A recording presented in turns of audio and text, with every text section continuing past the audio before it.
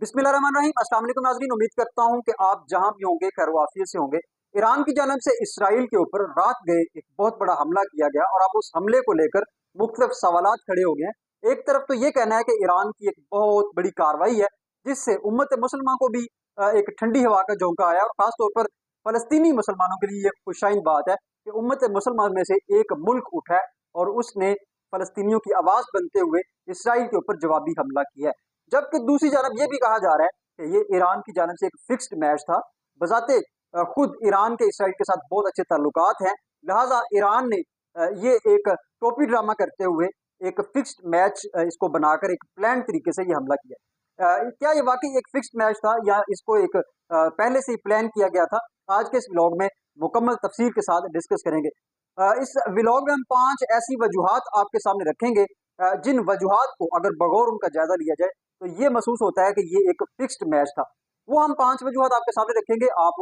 उनको देखिएगा, सर्च कीजिएगा, परखिएगा। आप इससे जो है वो इख्तिलाफ राय भी कर सकते हैं, लेकिन वो 5 वजूहात जिसकी बिना पर ये कहा जा रहा है कि ईरान की जानब से इसराइल के ऊपर किया गया ये हमला एक फिक्स्ड मैच था, एक प्लान्ड मैच था। वो प्लान्ड मैच कैसे था, इसका थोड़ा सा आप पस मंजर इसको देखिए, इसका पस मंजर है क्या। तो इसराइल की जानब से 2 अप्रैल को दमिश्क में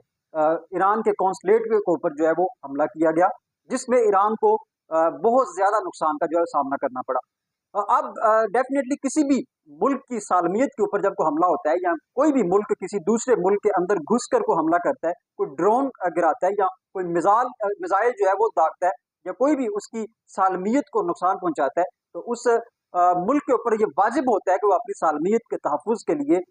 अपने दिफा के लिए फौरी उसका जो है वो जवाब दे। जिस तरह आपने देखा कि पाकिस्तान के ऊपर इंडिया की जानब से 2018 के अंदर हमला किया गया, जिसका जवाब पाकिस्तान ने 24 घंटों के अंदर अंदर बिल्कुल नकद इंडिया को दिया और इंडिया का एक पायलट भी पकड़ लिया और इंडिया को बताया कि हम अपनी सालमियत का दिफा यूं कर सकते हैं। इसी तरीके से गुज़श्ता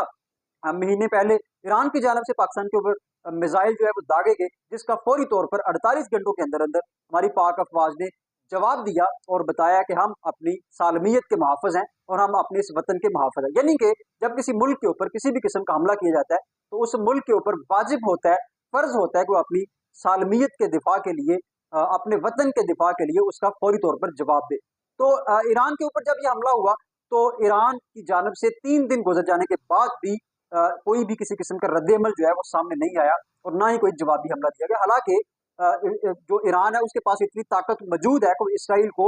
कड़े से कड़ा जवाब जो है वो देने की मुकम्मल सलाहियत रखता है, लेकिन इसके बावजूद ईरान की जानब से इस तरह का कोई भी मौक़िफ़ या फिर इस तरह की कोई भी जवाबी कार्रवाई जो है वो सामने नहीं आई। इससे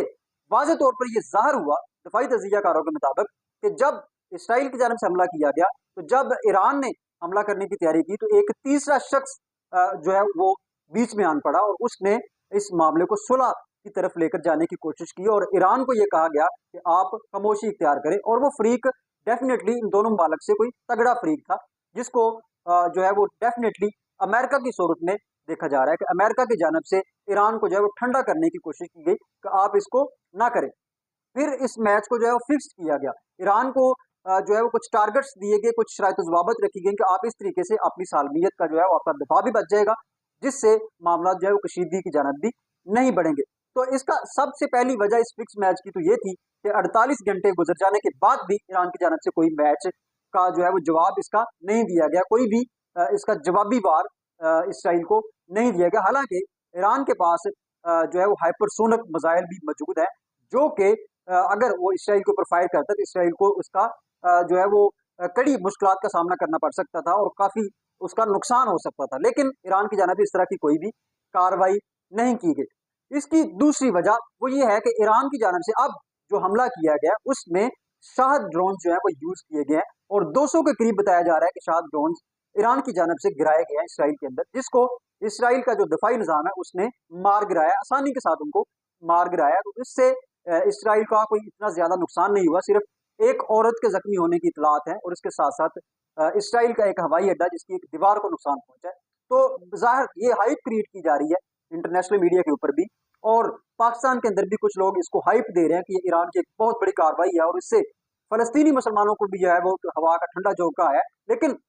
इससे इसराइल को किसी भी किस्म का नुकसान उस लेवल का नहीं पहुंचा जिस लेवल का बताया जा रहा है। सिर्फ एक खतून जख्मी हुई है और उनके एक हवाई अड्डे की एक दीवार को जो है वो नुकसान पहुंचा है। तो यहाँ दूसरा पॉइंट जो मैं आपके सामने रखना चाहता हूँ वो ये है कि ईरान के पास हाइपरसोनिक मिसाइल मौजूद हैं जिनकी रेंज जो है वो ऐसी है कि अगर ये 200 शायद ड्रोन की बजाय एक हाइपरसोनिक मिसाइल इसराइल के ऊपर गिराया जाता तो इसराइल के ऊपर कयामत टूट पड़ती और अब अमेरिका को भी इसराइल के साथ खड़ा होना पड़ता और अब ईरान और अमेरिका के दरमियान भी जो है वो कशीदगी बढ़ जाती। तो इससे फिक्स्ड मैच की एक और अलामत ज़ाहिर होती है कि हाइपरसोनिक मिसाइल की बजाय शाहद ड्रोन मिसाइल का इस्तेमाल करना जिनकी रफ्तार बमुश्किल 140 किलोमीटर फी घंटा है, जिनको बासानी इसराइल के दिफाई निज़ाम ने जो है वो जेर कर लिया। दूसरी वजह इसकी ये है और तीसरी वजह इसकी ये है कि ये हमला होने से 2 दिन कबल ही अमेरिकी सदर जो बाइडेन ने एक बयान दिया था जिसमें यह कहा गया था कि अब ईरान की जानब से इसराइल के ऊपर मुमकिन हमला हो सकता है।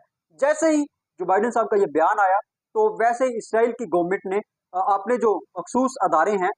अपने कॉलेजेस हैं, स्कूल्स हैं, उसमें 2 दिन की अचानक तातीरात का जो है वो ऐलान कर दिया। तो छुट्टियां कर दी गई। इसके साथ साथ जिस जगह के ऊपर यह हमला हुआ है वहां भी वहां से जो अवाम का इनखला है वो कर दिया गया था कबल वक्त और वहां से तमाम तर जो उनकी अहम तरीन चीजें थी वो भी उठा ली गई थी। तो इससे ये जो तीसरा पॉइंट है इससे भी यही ज़ाहिर होता है कि ये मैच एक फिक्स था जो कि अमेरिका और ईरान और इसराइल के दरमियान ये मैच जो है वो फिक्स्ड हुआ, जिसकी 3 मिसालें हमने आपके सामने जो है वो रख दी हैं। इसके साथ साथ चौथी मिसाल इसकी ये है कि जब जैसे ही ईरान ने हमला किया और हमला करते ही थोड़ी ही देर के बाद ईरान की जानिब से ये जवाब आया कि बस अब इतना ही जो है मामला यहाँ ही खत्म हो जाना चाहिए, हमने अपना जवाबी बार दे दिया है, लिहाजा अब मामला आगे नहीं बढ़ना चाहिए। तो क्या आप ये सोचें कि हमने जब ईरान के ऊपर जवाबी हमला किया था पाकिस्तान की जानब से, जब ईरान ने हमारे ऊपर हमला किया तो पाकिस्तान की जानब से जब उसका भरपूर किस्म का जवाब दिया गया तो क्या हमारी तरफ से भी इस तरह का मौकफ गया था कि बस अब हम मजीद इसको आगे नहीं बढ़ाना चाहते, बल्कि हम तो तैयार थे कि अगर ईरान ने कोई नेक्स्ट भी इस तरह को कदम उठाया तो हम उसका भरपूर तरीके से जवाब देने की मुकम्मल सलाहियत रखते हैं और हम ये जवाब देंगे। इसी तरीके से 2018 के अंदर जब इंडिया की जानब से हमारी फजाई हदूद की जो है वो खिलाफ वर्जी की गई और इंडिया की जानब से हमला किया गया तो हमने फौरी तौर पर उसका जवाब दिया और जवाब देने के बाद ये नहीं कहा कि हम जो है यहाँ ही मामला खत्म करना चाहते हैं और अब मजीद मामला को आगे नहीं बढ़ना चाहिए। हाँ, एक जज्बा खैर सुगाली जरूर होता है, हम दुश्मन को ये जरूर पैगाम देते हैं कि आप अपनी हद में रहें तो यही बेहतर है, वरना हमारे पास जो है वो आपसे ज्यादा ताकत मौजूद है। लेकिन पाकिस्तान की जानब से कभी इस तरह का बुज़दिलाना बयान जो है वो सामने नहीं आया। तो ईरान की जानब से एक बड़ा हमला करने के बाद इस तरह का बुज़दिलाना बयान इस बात को वाजे करता है कि ये एक फिक्स्ड मैच था। इसके साथ साथ पांचवी वजह इसकी ये है कि ईरान के लिए चीन और रूस ये 2 मुल्क रेड लाइन की हैसियत रखते हैं और चीन और रूस के लिए ईरान जो है वो रेड लाइन है। इस सारी सूरत हाल के अंदर जब ये हमला हुआ इसमें ईरान और चीन के हवाले से किसी किस्म का कोई भी तगड़ा किस्म का मौकफ सामने नहीं आया और दोनों के वज़ीर खारजा भी अपनी अपनी जगह बैठे रहे। हल्का सा बयान जरूर आया चीन की जानब से कि मामला को कशीदगी की जानब नहीं बढ़ाना चाहिए बल्कि इनको कुछ असलूबी के साथ टेबल के ऊपर बैठकर हल करना चाहिए। लेकिन जिस तरह की पेशरफ्त होनी चाहिए थी मास्को और चीन की तरफ से उस तरह की पेशरफ्त जो है वो सामने नहीं आई। तो चीन और मास्को यानी रूस का खामोश रहना भी इस बात की वाज़ेह तौर पर अलामत है कि ईरान की जानब से इसराइल के ऊपर किया गया हमला एक फिक्स मैच था। ये किसी भी किस्म का जो है इसकी कोई जवाबी कार्रवाई नहीं थी क्योंकि उसमें नुकसान भी नहीं हुआ, जो बाइडेन पहले ही उसकी खबर दे देते हैं। इसके साथ साथ 48 घंटों के अंदर उसका जवाब नहीं दिया जाता और सबसे खास बात कि वहां हाइपरसोनिक मिसाइल होने के बावजूद शाहद ड्रोन्स के साथ जो है हमला किया गया, जो इस बात की वाज़ेह तौर पर ये तमाम तर बातें, ये तमाम तर 5 दावे जो मैंने आपके सामने रखे हैं, ये 5 दावे आप इनको परखिए, देखिए, सोचिए और फिर आप फैसला कीजिए कि क्या वाकई ये एक फिक्स्ड मैच नहीं था। लिहाजा ईरान की जानब से ये हमला एक फिक्स्ड मैच था। इसको एक बहुत बड़ा हमला और बहुत बड़ी फतह और मुसलमानों के लिए एक बड़ी अच्छी खबर करके इसको पेश करना मेरे ख्याल में जो है वो ज्यादती है और इससे ना ही फलस्तीन को फर्क पड़ा है और ना ही मुसलमानों को कोई फर्क पड़ा है। बहरहाल मैं ज़ाती तौर पर तो ये चाहता हूँ कि हमारे मुल्क पाकिस्तान समेत जितने भी मुस्लिम ममालिक हैं वो फलस्तीन के लिए भरपूर किस्म की आवाज़ उठाएं, तवाना आवाज़ उठाएं और ईरान की जानब से अगर तगड़ा हमला होता, अच्छा हमला होता तो हम जरूर उसकी तायीद करते। लेकिन ये जो 5 चीजें मैंने आपके सामने रखी हैं ये बिल्कुल ईरान के किरदार को मशकूक करार दे देती हैं और इससे वाज़ेह तौर पर महसूस होता है कि ईरान की जो इस सारे हवाले से जो ये जितनी भी पेशरफ्त है ये मशकूक है और ये एक फिक्स्ड मैच था।